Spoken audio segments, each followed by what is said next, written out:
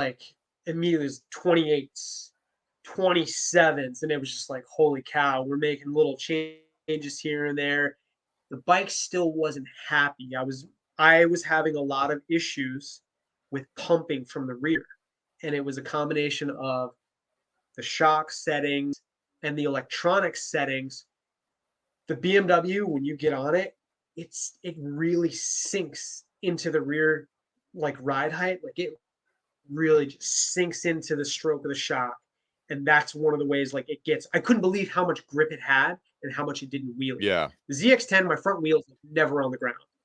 BMW, I mean, it would bite and the front wheel would just barely come off the ground. Like that was phenomenal. But then what would happen is a slide would occur and it would unload.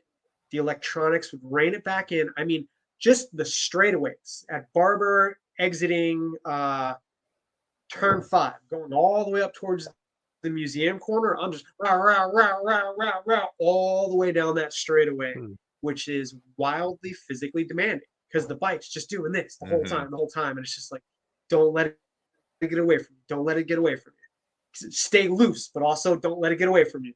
Yeah. And I was out.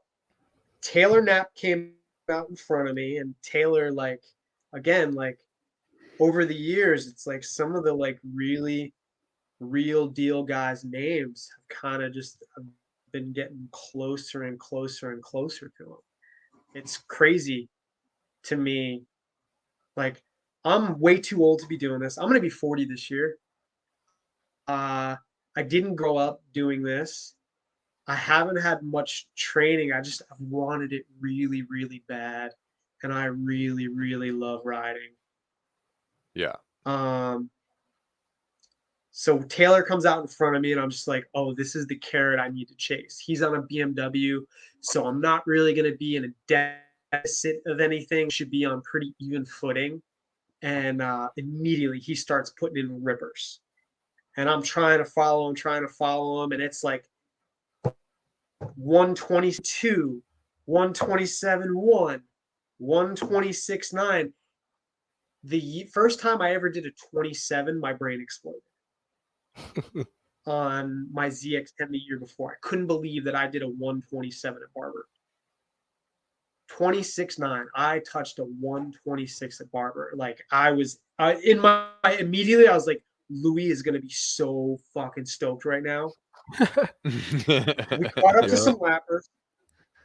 And I was like, all right, like let me regather this, like, because I think we still have a good couple laps in the rear tire that we had on the bike. And we get some clear track. So Taylor takes off. I let him run out a little bit. And then I'm just like, I'm going to make sure I'm closing. So I get going on this ripper of a lap. I'm closing. I don't remember where I caught her. I think it was in the last section where you come up and over the hill and down around. And to the guy, and I was just like, well, there goes that lap. And I kind of like chilled it out, went around him. I come around start finish. And when I went across start, that lap with me rolling out was a 26.9. And it was just like, that could have been a low 26 with the amount of rollout I had, at least half a second. And it was just like, this bike is wild. It would have been awesome to spend more time on something like that. Like to not have any experience on it and go ride it. It was super awesome and super fun. Until I may have been cleaned out by somebody on Sunday. Somebody came in a little too hot behind me and clipped me in the shoulder. It looks like maybe one of the M4 bikes, Greg, maybe Jake Lewis there in 6th. And it's the 45 who's in the lead around Jake Gagne. Jason, we haven't seen this too much this season. No, but Camp's been really... we got Ryder down to the back. Maybe riders. It looked like more than one.